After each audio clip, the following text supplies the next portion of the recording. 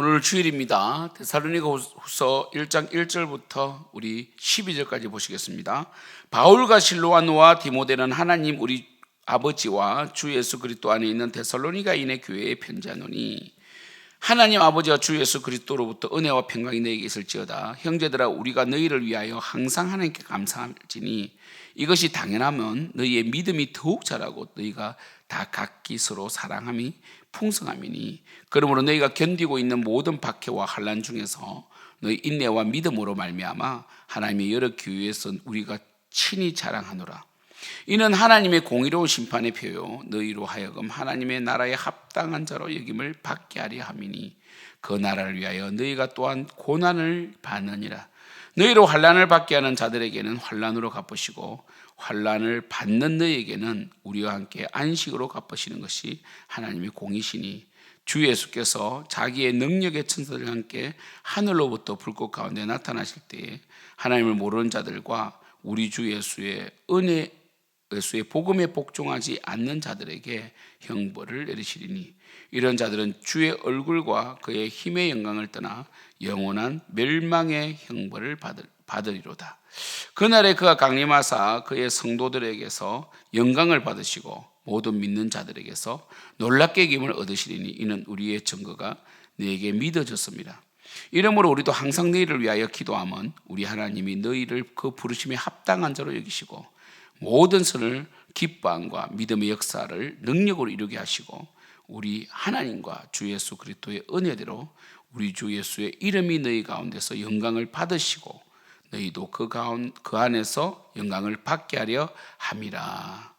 아멘. 데살로니가인에게 두 번째 편지를 보냅니다. 바울이 데살로니가 교회는 핍박이 있었고 그리고 주님에 대한 재림 신앙이 뜨거웠습니다. 이런 부작용도 있었다고 말씀드렸습니다. 그러나 데살로니가 후서를 보면 바울은 굉장히 기뻐하고 감사하고 있습니다. 당연하다, 항상 감사하다, 그죠? 왜냐하면 믿음이 더욱 자랐다. 그리고 서로 사랑이 풍성했다. 데살로니가 교회는 굉장히 능력 있는 교회였습니다. 믿음의 역사가 있었어요. 사랑의 수고가 있었고 소망의 인내가 있는 교회였다고 말씀드렸고, 그리고 바울이 3주 동안 말씀을 전하고 유대인들의 핍박으로 인하여 베레아 지구로 옮겼는데도 불구하고 3주 동안 그 말씀을 그대로 잘 받아서 그들은 예수님의 그 재림까지 기억하는 교회가 되었고, 특별히 사랑이 넘치는 교회, 형제 사랑이 넘치는 교회가 되었다. 그래서 이 데살로니가 전서의 그 말씀을 잘 받았다는 걸 알 수 있죠. 그리고 핍박은 더 심해졌습니다. 4절에 보면 그러므로 너희가 견디고 있는 모든 박해와 환난 중에서 너희 인내와 믿음으로 말미암아 하나님의 여러 교회에서 우리가 친히 자랑하노라. 그래서 이 박해와 환난이 있었습니다. 유대인들의 박해가 심했습니다. 그 당시에는 여러분 교회가 크지 않았어요. 가정교회 형태였고 50명 이 정도면 굉장히 큰 교회였습니다. 그래서 서로 사랑하면서 견디면서 격려하면서 믿음을 지켰다는 거 굉장히 자랑할 만하고, 이 데살로니가 교회의 이 형제 사랑과 믿음의 역사가 주위 교회로 하여금 기감이 되고 소문이 났던 그런 교회입니다. 5절, 하나님께서는 우리를 심판하러 오실 텐데 이는 하나님의 공의로운 심판의 표다고 그랬습니다. 결국 이 핍박은 이 알곡과 죽지를 갈라내고, 그리고 핍박하는 자들은 반드시 하나님 심판을 받고, 핍박을 받는 우리는 뭡니까? 하나님의 공의의 심판을 기다리게 하고 또 심판하신다. 그래서 결국 이 핍박이 오히려 하나님 나라에 합당한 자로 여김을 받게 한다는 거죠. 핍박이 필요해요. 핍박은 있어야 됩니다. 핍박이 없으면요 타락하게 되죠. 여러분이 사실 이 사실이 사실이다 아니다, 한때 목사님들이 이런 예를 많이 들었잖아요. 이 네덜란드는 이 청어를 많이 먹거든요. 청어. 네덜란드 사람들은 굉장히 키가 커요. 여러분 이 월드컵에 보면 여자들도 그렇고 남자들도 그렇고 전 세계 사람들 중에 가장 키가 큰 나라가 네덜란드인들입니다. 뭐 여자분들이 170, 평균이 170 넘고요. 남자는 180 넘어요. 그래서 여러분 이 월드컵 내년에 하는데 네덜란드 사람들이 늘 그래도 4강에 들잖아요. 왜냐하면 키가 커가지고 이 슛을 헤딩으로 잘 넣어요. 굉장히 신체적으로 건강한데 그 이유가 네덜란드 사람들이 이 우유가 굉장히 발달되어서 우유 이 제조하는 방법이 우리 좀 달라서 굉장히 끈적하고 점도가 높고 굉장히 우유가 좋다고 이야기를 해요. 두 번째는 청어를 먹습니다. 청어가 예민하고 잘 죽기 때문에 이 청어를 안 죽게 하는 방법이 메기를 한 마리 넣는다는 거잖아요. 이런 이야기 많이 들어보셨죠? 그래서 메기를 같이 넣어놓으면 청어가 죽지 않고 돌아다닌다. 뭐 이런 얘기를 하잖아요. 뭐 그게 사실이다 아니다 뭐 요즘 이런 얘기를 하던데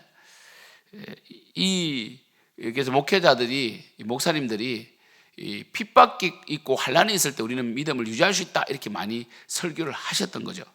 맞습니다. 핍박받을 때 그때는 힘이 들지만 오히려 그것이 우리의 신앙을 더 자라게 할 때가 많습니다. 요즘은 이 대한민국 핍박이 없습니다. 오히려 이 생활의 염려 때문에 그리고 이 비교 소비나 이런 어떤 비교의식 때문에 많이 우울하고요. 그리고 젊은 우리 MZ 세대들은 이 힘든 일을 안 하려고 하다 보니까 이 취업을 못 해가지고 사실 취업 자리는 있습니다. 중소기업은 거의 뭐 사람을 몽고해서 망하고 최저임금이 올라가서 망할 지경인데 여전히 월급 작다고 쉬운 일을 하고 또 부모님께 캥거루 주기도 해가지고 있잖아요, 그죠? 그런 점에서 지금 이 시대는 이 핍박과 환난보다는 이 타락하고 방탕함이 많은 시대죠, 그죠? 지금 대한민국만큼 풍족한 나라가 사실 없어요. 그래서 이 핍박과 환난이 없다 보니까 기독교 계속 타락해가고 또 성도님들도 갈급함이 없는 거 아닙니까? 사실 우리 한국 교회에 부흥의 계보가 있습니다. 첫 번째 부흥의 1세대 부흥은 북한에서 넘어온 6.25 때 넘어온 이 실향민들, 북한에서 넘어온 실향민들이 세운 교회들이 부흥을 하죠. 북한이 원래 이 평양 대부흥운동도 1907년 북한에서 일어났잖아요. 북한이 훨씬 예수를 잘 믿었거든요. 그래서 이 영락교회, 충영교회, 북한에서 넘어온 이 실향민들이 믿음 좋은 분들이 세운 교회들입니다. 2세대 부흥은 여의도 순복음교회 부흥이죠. 그때 많은 시골에 있는 사람들이 이 서울로 와서 공순이 공돌이가 되고 그리고 평화시장에서 가발도 만들고 하면서 눈물로 최저임금 받아가면서 정말 그때 열악했잖아요.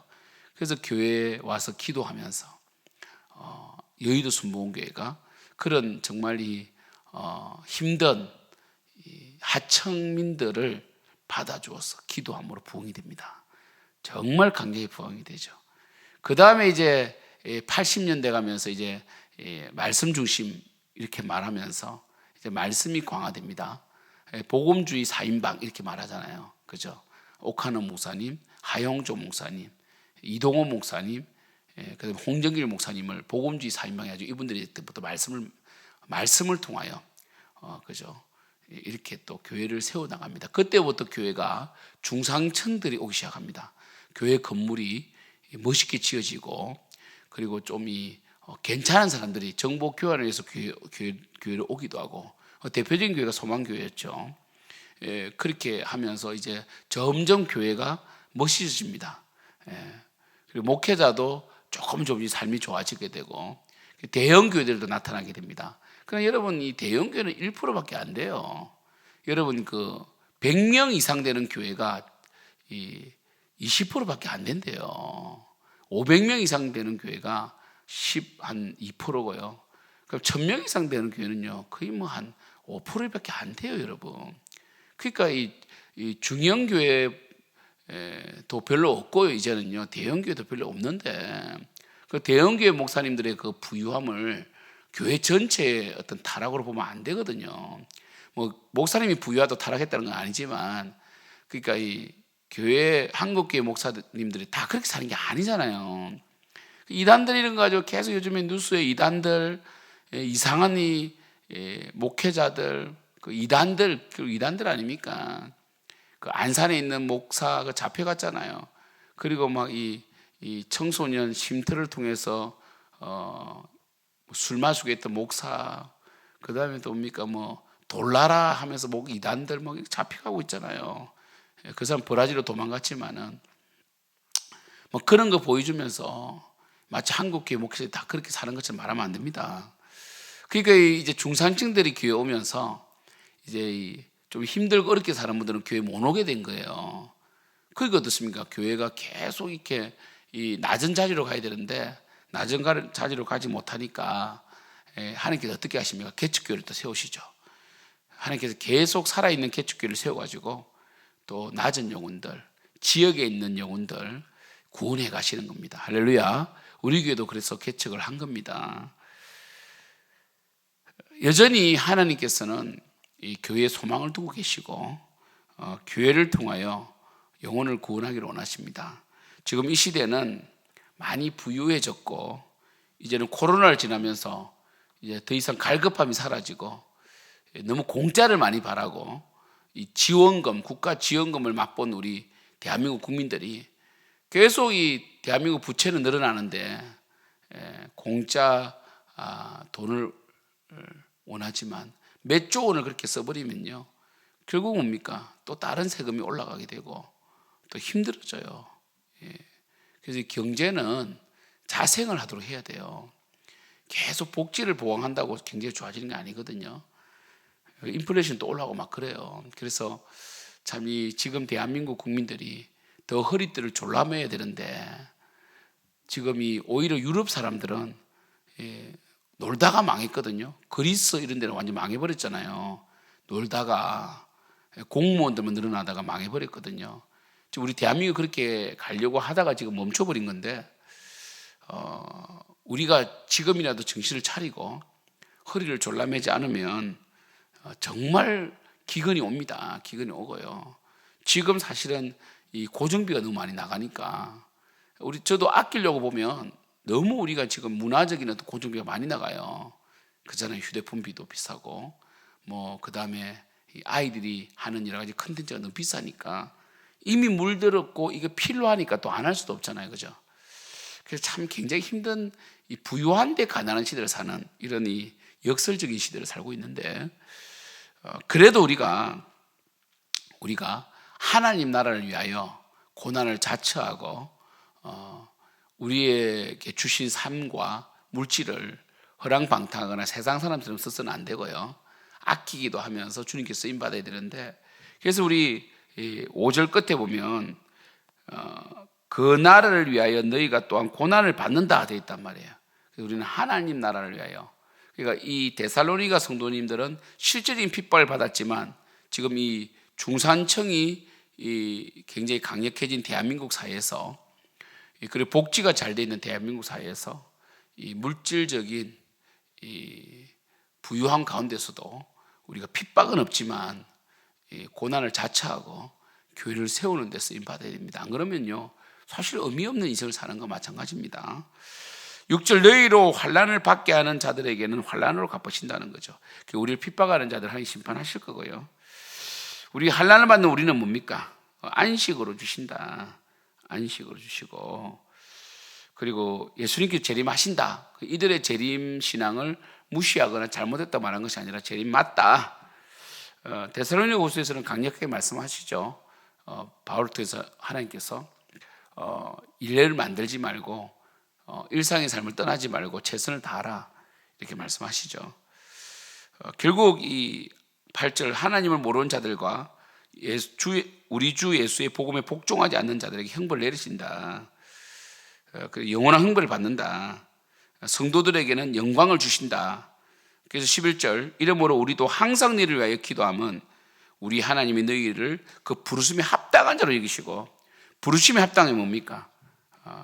모든 선을 기뻐함과 믿음의 역사를 능력으로 이루게 하시고 그러니까 우리가 부르심에 합당한 자라면 바로 하나님을 위하여 고난을 받고 하나님 나라를 위하여 섬기며 그리고 이 모든 선을 기뻐하고 믿음의 역사가 있다는 거예요.